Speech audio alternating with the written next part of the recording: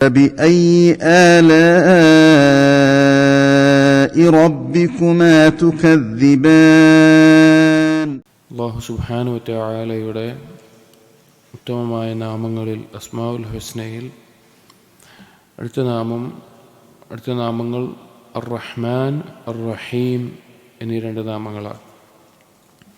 അർ-റഹ്മാൻ അർ-റഹീം ഖുർആനിൽ ധാരാളം സന്ദർഭങ്ങളിൽ വന്നിട്ടുള്ള രണ്ട് നാമങ്ങളാണ് അർ-റഹ്മാൻ അർ-റഹീം എന്നുള്ള നാമങ്ങൾ. അർ-റഹ്മാൻ എന്നുള്ളത് നമുക്ക് കാണാം സൂറത്തു ത്വാഹയിലെ 5-ാമത്തെ ആയത്തിൽ അർ-റഹ്മാനു അലൽ അർശി ഇസ്തവ.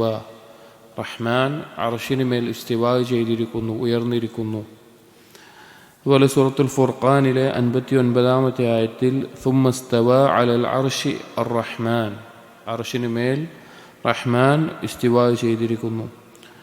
മറിയമിലെ 45-ാമത്തെ സൂറത്തു മറിയമിലെ 45-ാമത്തെ ആയത്തിൽ ഇന്നി അഖാഫു അയ്യമസ്സക അദാബും മിനർ റഹ്മാൻ. റഹ്മാനിൽ നിന്ന് ഒരു ശിക്ഷ നിങ്ങളെ ബാധിക്കുമെന്ന് ഞാൻ ഭയപ്പെടുന്നു. അങ്ങനെ തുടങ്ങി സൂറത്തു റഹ്മാൻ, റഹ്മാൻ അല്ലമൽ ഖുർആൻ ധാരാളം സന്ദർഭങ്ങളിൽ റഹ്മാൻ എന്നുള്ള നാമം വന്നിട്ടുണ്ട്. അർ-റഹീം എന്നുള്ള നാമം വന്നിട്ടുള്ളത് ഒന്നെങ്കിൽ ഒരു ഖൈദ് വെച്ചുകൊണ്ട്, അതായത് ഇന്നൊരു കൂട്ടർക്കാണ് റഹീം എന്നുള്ളത് ഒരു നിബന്ധന പോലെ പറഞ്ഞുകൊണ്ട് മാത്രമാണ് റഹീം എന്നുള്ള നാമം വന്നിട്ടുള്ളത്. ഉദാഹരണം പറയുകയാണെങ്കിൽ സൂറത്തുൽ അഹ്സാബിലെ 43-ാമത്തെ ആയത്തിൽ വകാന ബിൽ മുഅ്മിനീന റഹീമ. മുഅ്മിനീങ്ങൾക്ക് അല്ലാഹു സുബ്ഹാനഹു വ തആല റഹീമാണ്. അപ്പോൾ മുഅ്മിനീങ്ങൾക്ക് എന്ന് ചേർത്തിക്കൊണ്ടാണ് വന്നിട്ടുള്ളത്.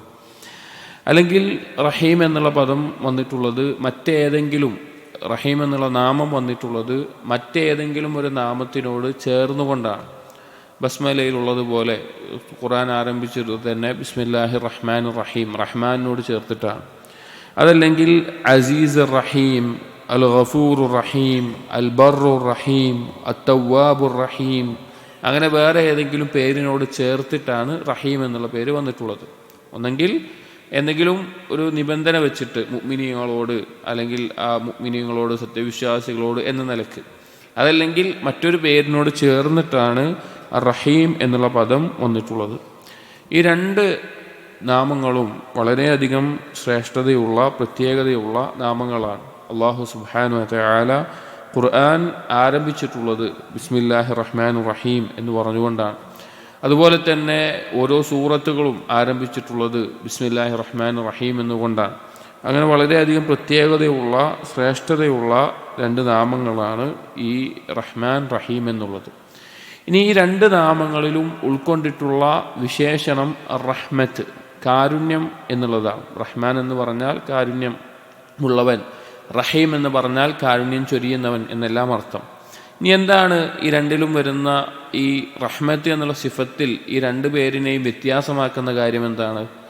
റഹ്മാൻ എന്നുള്ളത് അർ-റഹ്മത്തു വസ്ഫുഹു, റഹ്മത്തുള്ളവനാണ് എന്നറിയിക്കുന്നതാണ് റഹ്മാൻ എന്നുള്ള പേര്. അതായത് റഹ്മാൻ എന്ന പേര് പറയുമ്പോൾ റഹ്മത്ത് ഉള്ളവനാണ്, അങ്ങേയറ്റത്തെ കാരുണ്യമുള്ളവനാണ് അല്ലാഹു സുബ്ഹാനഹു വ തആല എന്നാണ് അതിൻ്റെ ആശയം അറിയിക്കുന്നത്. റഹീം എന്ന് പറഞ്ഞാൽ അർ-റാഹിമു ലിഇബാദിഹി, അടിമകളോട് കാരുണ്യം ചൊരിയുന്നവനാണ് എന്നാണ് റഹീം എന്നുള്ള വാക്കിൻ്റെ അർത്ഥം. റഹ്മാൻ എന്ന് പറഞ്ഞാൽ കാരുണ്യമുള്ളവനാണ്, റഹീം എന്ന് പറഞ്ഞാൽ അടിമകളോട് കാരുണ്യം ചൊരിയുന്നവനാണ് എന്നാണ് അതിൻ്റെ അർത്ഥം.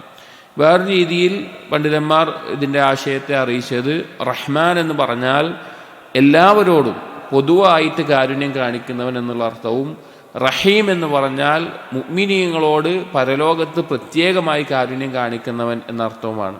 കാരണം റഹീം എന്നുള്ള പദം നാമം ഖുർആനിൽ വന്നിടത്തൊക്കെ നമ്മൾ നേരത്തെ പറഞ്ഞതുപോലെ വകാന ബിൽ മുഅ്മിനീന റഹീമ, അല്ലെങ്കിൽ ഇന്നഹു ബിഹിം റഊഫുൻ റഹീം, മുഅ്മിനീങ്ങളോട് റഹീമാണ് എന്ന് ചേർത്തിക്കൊണ്ടാണ് വന്നിട്ടുള്ളത്.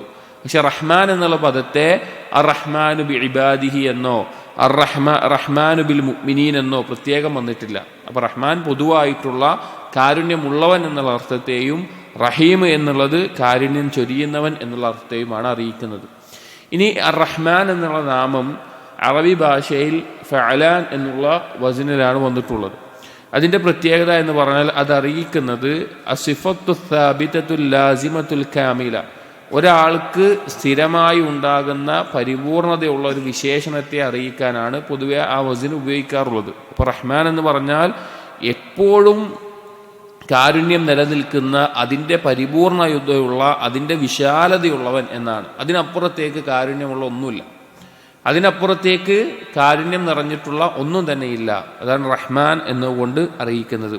ഇനി സഹോദരങ്ങളെ, ഈ റഹ്മത്ത്, അള്ളാഹുവിൻ്റെ ഈ കാരുണ്യം എന്നുള്ളത് അത് വിശാലമായ ഒരു കാര്യമാണ്. ആകാശഭൂമികളുള്ള എല്ലാറ്റിനോടും ആ കാരുണ്യം അള്ളാഹു സുബ്ഹാനഹു വ തആല കാണിക്കുന്നുണ്ട്. ആ കാരുണ്യത്തിലൂടെയാണ് ഒരാൾക്ക് ഉപകാരപ്രദമായിട്ടുള്ള, അവർക്കിഷ്ടമുള്ള, അവർക്ക് സന്തോഷം നൽകുന്ന കാര്യങ്ങൾ ലഭിക്കുന്നത്. ആ കാരുണ്യം കൊണ്ടാണ് ഒരാൾക്ക് ദോഷമുണ്ടാകുന്ന, അവന് ഉപദ്രവമുണ്ടാകുന്ന, അവൻ വെറുക്കുന്ന കാര്യങ്ങളിൽ നിന്ന് സംരക്ഷണം ലഭിക്കുന്നത്. അപ്പോൾ ഒരാൾക്ക് ഗുണം ലഭിക്കുന്നതും ദോഷം തടയുന്നതുമെല്ലാം ഈ കാരുണ്യത്തിൻ്റെ, അള്ളാഹുവിൻ്റെ കാരുണ്യത്തിൻ്റെ അനന്തരഫലമായിട്ടാണ്. അള്ളാഹുവിൻ്റെ കാരുണ്യം എന്നുള്ളത് സഹോദരങ്ങളെ, ഹദീസുകളിൽ വന്നിട്ടുള്ളതുപോലെ അള്ളാഹുവിൻ്റെ കോപത്തെ മറികടന്നിട്ടുള്ള, അത്രയധികം വിശാലതയുള്ള, ആകാശഭൂമികളിൽ എല്ലാത്തിലും എല്ലാ സൃഷ്ടികളുടെ മേലെയും നിറഞ്ഞിട്ടുള്ള അത്രയും വിശാലമായിട്ടുള്ള കാര്യമാണ്. എത്രത്തോളം എന്ന് വെച്ച് കഴിഞ്ഞാൽ,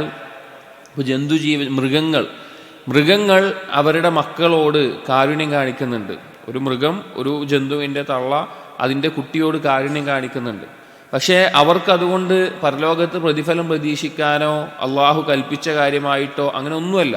പക്ഷേ അള്ളാഹു തആലയുടെ കാരുണ്യത്തിൻ്റെ ഭാഗമായി അവരിൽ ഇട്ടിട്ടുള്ള കാരുണ്യത്തിൻ്റെ അനന്തരഫലമായി കൊണ്ട് മൃഗങ്ങൾ, മനുഷ്യർ മക്കളോട് കാരുണ്യം കാണിക്കുന്നതിനും ബാക്കിയുള്ളതിനൊക്കെ അവർക്ക് പ്രതിഫലം പ്രതീക്ഷിക്കാം. പക്ഷെ അതൊന്നുമില്ലാഞ്ഞിട്ട് കൂടി മൃഗങ്ങൾ അവരുടെ ആ മക്കളോട് കാണിക്കുന്ന കാരുണ്യം, അതും ഈ ആകാശഭൂമികളിൽ നിറഞ്ഞിട്ടുള്ള അള്ളാഹു നൽകിയിട്ടുള്ള കാരുണ്യത്തിൻ്റെ അനന്തരഫലമാണ്. അതുപോലെ തന്നെ അള്ളാഹുവിൻ്റെ കാരുണ്യത്തിൻ്റെ ഒരു അനന്തരഫലമാണ് അള്ളാഹു സുബ്ഹാനഹു വ തആല അവൻ്റെ ശർഅ്, അവൻ്റെ ദീനി നിയമങ്ങൾ അത്രയും എളുപ്പമുള്ളതാക്കിയിട്ട് മനുഷ്യർക്കൊരു ബുദ്ധിമുട്ടുമില്ലാതെ അവൻ ഏറ്റവും നല്ല രീതിയിൽ സുഖമായി കാര്യങ്ങൾ നിർവഹിക്കാൻ സാധിക്കുന്ന രീതിയിൽ ഏറ്റവും എളുപ്പമാക്കിയിട്ടുള്ളത്, ഒരു ഞെരുക്കമോ ബുദ്ധിമുട്ടോ ഇല്ലാതെ അത്രയധികം എളുപ്പമാക്കിയിട്ടുള്ളത്. അപ്പോൾ അള്ളാഹു സുബ്ഹാനഹു വ തആല റഹ്മത്ത് ഈ ഭൂമിയിൽ പൊതുവായി എല്ലാവർക്കും അള്ളാഹു നൽകുന്നുണ്ട്. എന്നാൽ നാളെ പരലോകത്ത് മുഅ്മിനീങ്ങൾക്ക് പ്രത്യേകമായിട്ട് അള്ളാഹു സുബ്ഹാനഹു വ തആല കാരുണ്യം കാണിക്കുന്നതാണ്. ഒരു ഹദീസ് നബി സല്ലല്ലാഹു അലൈഹി വസല്ലം പറയാണ്, ഇന്ന ലില്ലാഹി മിഅത റഹ്മത്തിൻ, അള്ളാഹു സുബ്ഹാനഹു വ തആലയ്ക്ക് 100 കാരുണ്യങ്ങളുണ്ട്. അഥവാ ചില റിവായത്തുകൾ അള്ളാഹു തആല 100 കാരുണ്യത്തെ ഒരുക്കിയിട്ടുണ്ട്, സൃഷ്ടിച്ചിട്ടുണ്ട്. അൻസല മിൻഹാ റഹ്മതൻ വാഹിദതൻ ബൈനൽ ജിന്നി വൽ ഇൻസി വൽ ബഹായിമി വൽ ഹവാം. അള്ളാഹു സുബ്ഹാനഹു വ തആല ആ 100 കാരുണ്യത്തിൽ നിന്ന് ഒന്ന് മാത്രമാണ് ഭൂമിയിൽ ഇറക്കിയിട്ടുള്ളത്. ആ ഒന്ന് ജിന്ന് വർഗത്തിനും മനുഷ്യവർഗത്തിനും മൃഗങ്ങൾക്കും പ്രാണികൾക്കും ഇഴജന്തുക്കൾക്കും മത്സ്യത്തിനും എല്ലാ ജന്തു ജീവജാലങ്ങൾക്കും ആ ഒരു കാരുണ്യാണുള്ളത്. ഫീഹാ യതആതഫൂൻ വബിഹാ യതറാഹമൂൻ. ആ ഒരു കാരുണ്യം കൊണ്ടാണ് ഈ മനുഷ്യരും ജിന്നും മൃഗങ്ങളും എല്ലാം പരസ്പരം കാരുണ്യം കാണിക്കുന്നതും കൃപ കാണിക്കുന്നതുമെല്ലാം. വബിഹാ തഅതഫുൽ വഹ്ശു അലാ വലദിഹാ, ഒരു വന്യമൃഗം അതിൻ്റെ കുട്ടിയോട് കാണിക്കുന്ന ഒരു കൃപയും സ്നേഹവുമെല്ലാം ആ ഒരു കാരുണ്യത്തിൻ്റെ ഭാഗമാണ്. വഖറല്ലാഹു 99 റഹ്മ യർഹമു ബിഹാ ഇബാദഹു യൗമൽ ഖിയാമ. ബാക്കി 99 കാരുണ്യം അല്ലാഹു സുബ്ഹാനഹു വ തആല ഭൂമിയിൽ ഇറക്കാത്തത് നാളെ പരലോകത്ത് അവൻ്റെ അടിമകൾക്ക് കാരുണ്യം ചൊരിയാൻ വേണ്ടിയിട്ടാണ്. നമ്മളൊന്ന് ആലോചിച്ച് വയ്ക്കും, അതിൻ്റെ ഒരു വിശാലത ആലോചിച്ച് വയ്ക്കും. ഈ ആകാശഭൂമികളിൽ കോടിക്കണക്കിന് മനുഷ്യരുണ്ട്, അതിനപ്പുറത്തേക്ക് ജന്തുജീവജാലങ്ങളുണ്ട്, മത്സ്യങ്ങളുണ്ട്, പക്ഷികളുണ്ട്, മൃഗങ്ങളുണ്ട്, ജിന്നുവർഗമുണ്ട്. അവർക്കെല്ലാവർക്കുമായിട്ട് അവരിലെല്ലാവരും കാണിക്കുന്ന കാരുണ്യം അള്ളാഹു സുബ്ഹാനഹു വ തആല ഒരുക്കിയ 100ൽ 1 മാത്രമാണ്. ബാക്കി 99 എണ്ണവും അള്ളാഹു തആല അവൻ്റെ അടിമകൾക്ക് നാളെ പരലോകത്ത് വെച്ചിട്ടുള്ളതാണ്. എങ്ങനെയാണ് അള്ളാഹുവിൻ്റെ കാരുണ്യത്തെ നമുക്ക് വിശദീകരിക്കാൻ സാധിക്കുക? ഏത് ഭാഷയിലാണ് അതിനെ മനസ്സിലാക്കി തരാൻ സാധിക്കുക? അത്രയും വിശാലമായിട്ടുള്ള ഒന്നാണ് അള്ളാഹുവിൻ്റെ കാരുണ്യം എന്നുള്ളത്. അള്ളാഹു തആല പറഞ്ഞു നോക്കൂ, സൂറത്തുൽ അറാഫിലെ 156-ാമത്തെ ആയത്തിൽ, വറഹ്മതി വസിഅത് കുല്ല ഷൈഇൻ, എൻ്റെ കാരുണ്യം അതെല്ലാം ഉൾക്കൊള്ളുന്നതാണ്, എല്ലാറ്റിനെയും ഉൾക്കൊള്ളുന്നതാണ്. ഫസഅക്തുബുഹാ ലില്ലദീന യത്തഖൂന വയുതൂന അസ്സകാത വല്ലദീന ഹും ബിആയാതിനാ യുഅ്മിനൂൻ. നാം അത് രേഖപ്പെടുത്തി വെച്ചിരിക്കുന്നു. അള്ളാഹുവിനെ സൂക്ഷിക്കുന്ന ആളുകൾക്ക് യുഅ്തൂന സക്കാത്ത്, സക്കാത്ത് നൽകുന്നവർ എന്നുദ്ദേശിക്കുന്നത് എല്ലാവിധ രീതിയിലും സ്വന്തത്തെ പരിശുദ്ധപ്പെടുത്തുന്നവർക്ക്, വല്ലദീന ഹും ബിആയാതിനാ യുഅ്മിനൂൻ, അള്ളാഹുവിൻ്റെ ദൃഷ്ടാന്തങ്ങൾ വിശ്വസിക്കുന്ന, അള്ളാഹുവിനെ സൂക്ഷിക്കുന്ന, അള്ളാഹുവിൻ്റെ കൽപ്പന അനുസരിക്കുന്ന യഥാർത്ഥ സത്യവിശ്വാസികൾക്ക് അള്ളാഹു അത് രേഖപ്പെടുത്തി വെച്ചിരിക്കുന്നു എന്ന് അള്ളാഹു തആല പറഞ്ഞിരിക്കുകയാണ്. അപ്പോൾ അള്ളാഹുവിന് ഇത്രയും വിശാലമായ കാരുണ്യമുണ്ടായിട്ട് ആ കാരുണ്യത്തിൽ നിന്ന് ഒരാൾ പുറത്തു പോവുക എന്നുള്ളെങ്കിൽ എത്ര വലിയൊരു പാപം കൊണ്ടായിരിക്കും അവൻ അങ്ങനെ ആവുക, എത്ര വലിയൊരു കുറ്റം കൊണ്ടായിരിക്കും ആ കാരുണ്യത്തിൽ നിന്ന് അവൻ പുറത്തു പോവുക. ഇനി സഹോദരങ്ങളെ, എത്രത്തോളമാണോ നമ്മൾ അള്ളാഹു സുബ്ഹാനഹു വ തആലയെ അനുസരിക്കുന്നതും അവനിലേക്ക് അടുക്കാൻ വേണ്ടി സൽക്കർമ്മങ്ങൾ ചെയ്യുന്നതും അത്രത്തോളം അള്ളാഹുവിൻ്റെ കാരുണ്യം ലഭിക്കാനുള്ള അവകാശികളായി നാം മാറും. അതിനുള്ള കാരണമാണ് അള്ളാഹുവിനെ അനുസരിക്കൽ. അള്ളാഹുവിൻ്റെ കാരുണ്യം ലഭിക്കാനുള്ള കാരണമാണ് അള്ളാഹുവിനെ അനുസരിക്കുക എന്നുള്ളത്. സൂറത്തുൽ അൻആമിലെ 155-ാമത്തെ ആയത്തിൽ അള്ളാഹു തആല പറഞ്ഞു, വഹാദാ കിതാബുൻ അൻസൽനാഹു മുബാറകുൻ ഫത്തബിഊഹു വത്തഖൂ ലഅല്ലകും തുർഹമൂൻ.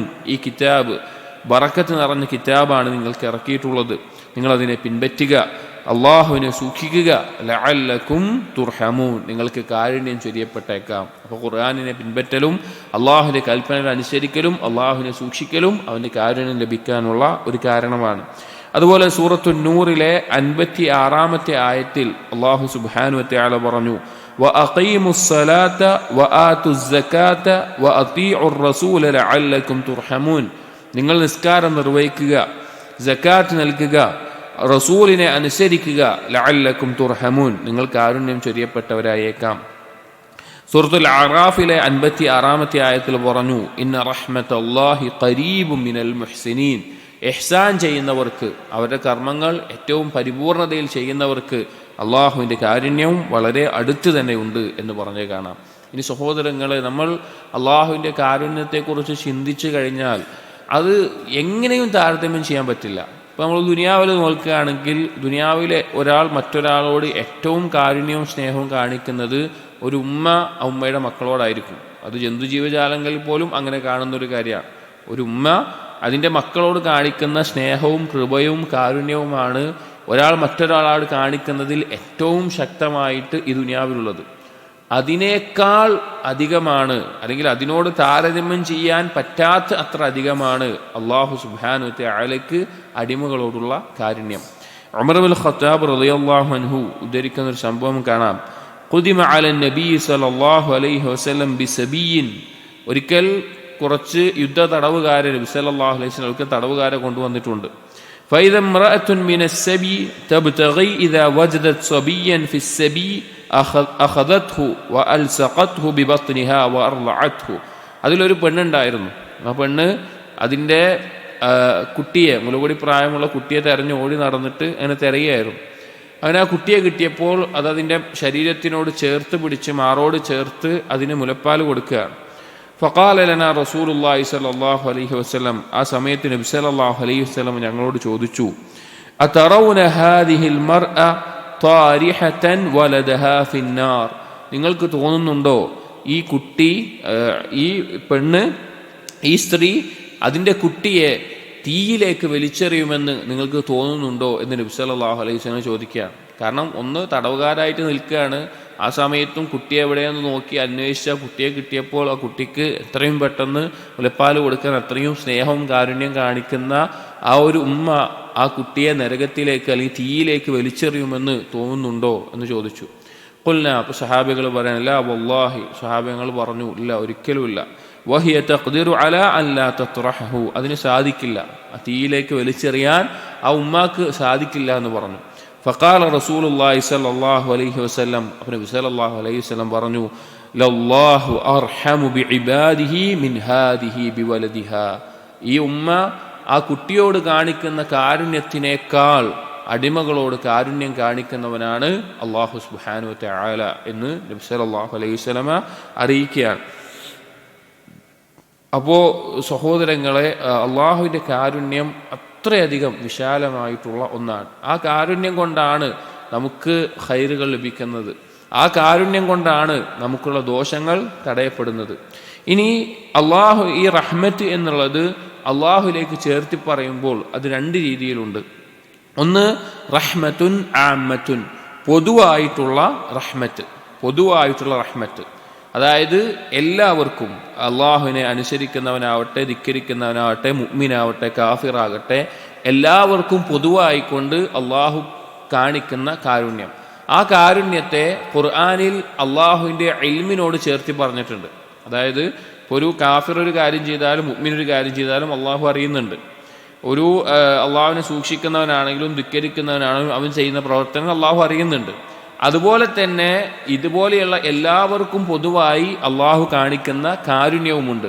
ഈ ഇൽമിനോട് ചേർത്തി പറഞ്ഞ് ഖുർആനിൽ കാണുന്ന കാരുണ്യം പൊതുവായിട്ടുള്ളതാണ്. ഉദാഹരണത്തിന് സൂറത്തുൽ ഗാഫിറിലെ 7-ാമത്തെ ആയത്തിൽ അള്ളാഹു സുബ്ഹാനഹു വ തആല പറഞ്ഞു, റബ്ബന വസിഅത കുല്ല ശൈഇൻ റഹ്മതൻ വ ഇൽമാ, റബ്ബേ നിന്റെ കാരുണ്യവും അറിവും എല്ലാത്തിനെയും ഉൾക്കൊണ്ടിരിക്കുന്നു. അതായത് അള്ളാഹു സുബ്ഹാനഹു വ തആല കാഫിറാണെങ്കിലും ധിക്കാരിയാണെങ്കിലും എന്ത് വലിയ തെമ്മാടിയാണെങ്കിലും അവർക്ക് ഭക്ഷണം നൽകിക്കൊണ്ടും വായു നൽകിക്കൊണ്ടും വെള്ളം നൽകിക്കൊണ്ടും ദുനിയവിയായിട്ടുള്ള കാര്യങ്ങൾ നൽകിക്കൊണ്ടും ഭൗതികമായിട്ടുള്ള കാര്യങ്ങൾ നൽകിക്കൊണ്ട് അവരോട് കാരുണ്യം കാണിക്കുന്നുണ്ട്.